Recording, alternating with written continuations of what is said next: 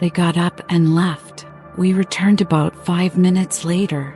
During this time, Kolya conspiratorially asked me what we were doing here. I was silent and shook my head. They're back. Karina looked great, in a colorful pink dress that made her look younger to the age of a schoolgirl, in flesh-colored short Italian stockings peeking out from under the dress, and in pink, as we called them, fucking sandals with a high heel. "Everyone disperse," she said, and it was clear that her wife was filled with determination. "And you," she pointed to Kolya, "lie down." He lay down in disbelief. Marinka immediately grabbed the camera, and Karina sat on top of him. But I didn't feel anything, just a little blood pounding in my nose.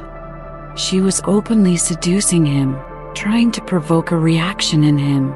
She took a tangerine, began to feed him, reached into his fly, but everything was in vain.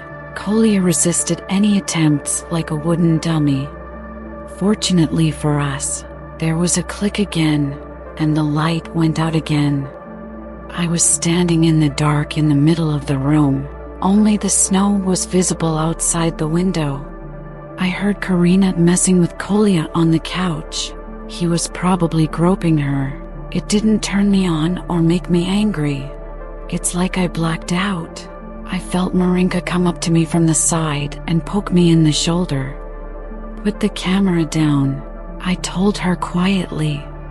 "I've already cleaned it." I hugged her and said, "Then lie down." She lay down right by the couch, and I lay down on her, so Karina and Kolya were above us. I was lying on Marinka. She was pulling me towards her and kissing me on the lips, but I was as if detached, although the penis was standing. Then I reached down with my hands and pulled up her skirt. She helped me, moved my pelvis. I couldn't see anything, but I felt her crotch with my palm. It was sticky and smelly.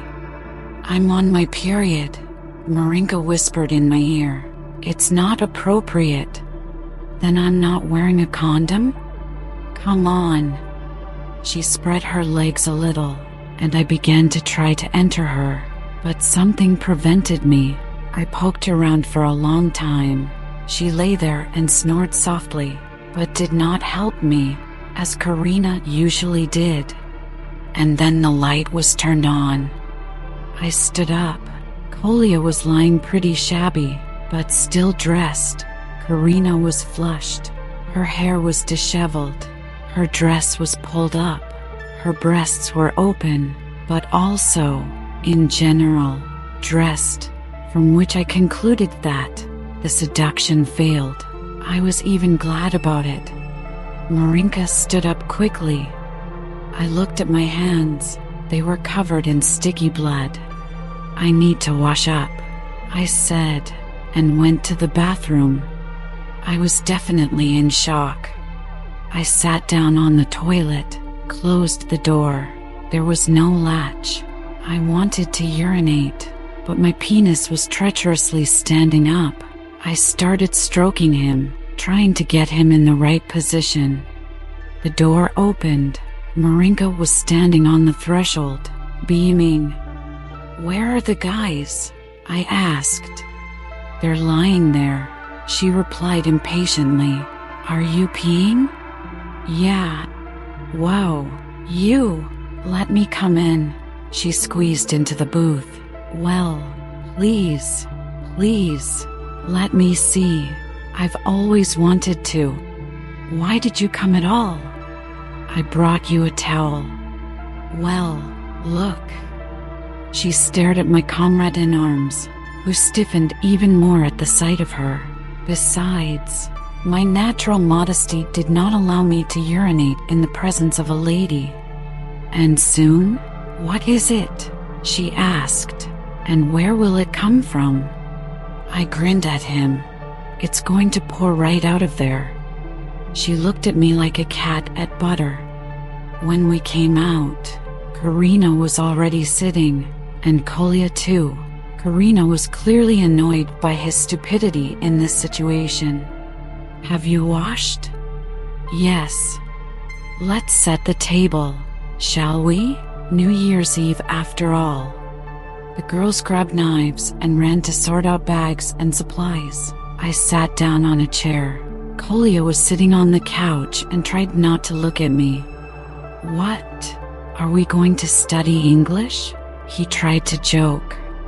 We will, I replied, just to get rid of it. Meanwhile, the girls were fooling around. We ate, drank more champagne, and it turned out that it was almost midnight. You have to make a wish, Kat. Take a picture of me, Karina shouted and stood under the clock. After the photo shoot, something had to be done. But Kolya fell into a trance again. Then the hot girls just gave up on him. I was sitting on a chair by the window. First we took a few photos. Then Karina and Marinka came up to me, lifted me up, pressed themselves and reached out to me. The three of us started kissing at the same time. An indescribable feeling, passionately and intimately as the two of us. Only there were three of us. Then I sat down and left the girls to each other. I was just enjoying the moment. Kolya grabbed the camera and half-naked jumped up to us shouting, "Come on, come on!" But Karina hugged Marina, fenced herself off from him, and then they covered themselves with a blanket so that only I could see them, and continued to kiss. The evening was unnecessarily languid. Time passed, and no one moved on to the most important thing. I didn't hesitate to sit and jerk off. The girls were turned on, and something had to be done. Kira became angry, then calmed down and went into the hallway to take pictures of her reflection. When I returned, we had a little more fun, each in his own corner, with his mate. Guys, let's do something already, I said. I don't like uncertainty. But the girls did not undress. The game of forfeits did not go. In general, some kind of mess came out and my mood deteriorated. Let's go home then, I said to Karina. She didn't say anything. Instead, she went up to Marinka and whispered something to her. That's it, Marina said. We're all going to bed. Everyone get undressed and go to bed immediately. And who will brush your teeth? Kolya said.